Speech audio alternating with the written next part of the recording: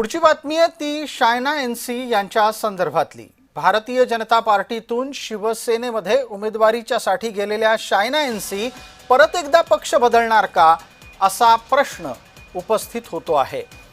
Shaina NC पक्ष बदलण्याची चर्चा ठाकरे गटाच्या एका प्रवक्त्याच्याकडून सुरू करण्यात आली आहे। त्याचा दावा करण्यात येतोय महिला आयोग अध्यक्षपद मिळवण्यासाठी शायना एनसी पक्ष बदलतील आणि राष्ट्रवादीमध्ये जातील असं ठाकरे गटाच्या प्रवक्त्या अयोध्या पोळ यांनी समाज माध्यमामध्ये म्हटलं आहे।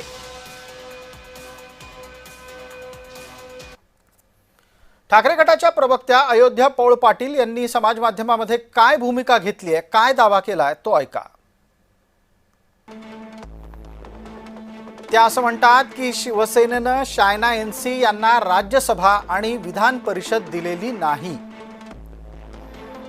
परिणामी शायना एनसी सध्या महिला आयोगाचं अध्यक्षपद मिळवण्यासाठी प्रयत्नशील आहेत आणि म्हणूनच त्या शिवसेना सोडून शायना एनसी लवकरच राष्ट्रवादीत प्रवेश करतील अशी चर्चा आहे।